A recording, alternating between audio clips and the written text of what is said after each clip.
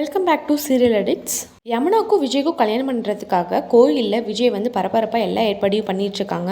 யமுனாவுக்கு இந்த கல்யாணம் கண்டிப்பாக நடந்துடும் அப்படின்ற மாதிரி எல்லா நம்பிக்கையும் கொடுக்குறாங்க. நம்ம ஒரு ஃபோன் வருது, ஃபோன் பேசிகிட்டு இருக்கப்போ வந்துட்டீங்களேன்னு சொல்லி நிவின்கிட்ட பேசுகிற மாதிரி ஒரு ஆக்ட் பண்ணி நம்ம யமுனாவை நம்ப வைக்கிறாங்க. ஒரு 30 மணி நேரத்தில் வந்துடுவாங்க அப்படின்னு சொல்லி நம்ப வைக்கிறாங்க. காவிரி வந்துட்டு என்னடா இவர் இப்படிலாம் பேசிகிட்டு இருக்காரு, ஒருவேளை நிவின் வந்து நிஜமாவே யமுனாவை கல்யாணம் பண்ணிக்கு வந்துட்டுருக்காரு அப்படின்ற மாதிரி நம்ம காவிரி யோசிச்சுட்ருக்காங்க. அதுக்கப்புறமா வந்து விஜய் அந்த பக்கமாக போய் நிவினுக்கு கால் பண்ணுறாங்க. ஃபஸ்ட்டு வந்து நிவின் வந்து கால் அட்டன் பண்ண மாட்டாங்க. அதுக்கப்புறமா கால் அட்டன் பண்ணதும், என்ன உனக்காக வந்து யமுனா இங்கே காத்துட்ருக்கா, நீ வரியா இல்லையா அப்படின்னு சொல்லிட்டு நம்ம விஜய் வந்து நிவினை பிளாக்மெயில் பண்ணிகிட்ருக்காங்க. நம்ம நிவின் மனசில் வந்து முழுக்க முழுக்க காவேரி மட்டும்தான் இருக்காங்க. யமுனாவை கல்யாணம் பண்ணிக்கிறதுக்கு கொஞ்சம் கூட இஷ்டமே கிடையாது.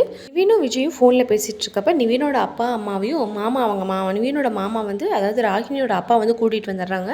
என்ன நடக்குது, நீ வந்து காவேரியை தானே லவ் பண்ணி கல்யாணம் பண்ணிக்கணும்னு ஆசைப்பட்ட, இப்போ என்ன நீ காவேரிக்காக யமுனா கல்யாணம் பண்ணிக்க போறியான்னு சொல்லிட்டு அவங்க அம்மாவும் அப்பாவும் கண்டபடி திட்டுறாங்க. பசுபதி கம்மன் இல்லாமல் விஜய் வந்து மிரட்டுறான்னு சொல்லிட்டு நம்ம மாப்பிள்ளையும் வந்து வேறு வழி இல்லாமல் யமுனாவை கல்யாணம் பண்ணிக்கிறதுக்கு ஒத்துக்கிட்டாங்கன்னு சொல்லிட்டு இருக்காங்க. பசுபதி சொல்கிறத கேட்டு நம்ம நிவின் வந்து ரொம்பவே கோவப்படுறாரு. நிவின் வந்து என்ன பண்ணுறதுனே தெரியாமல் ஒரு முழிச்சிட்ருக்காரு.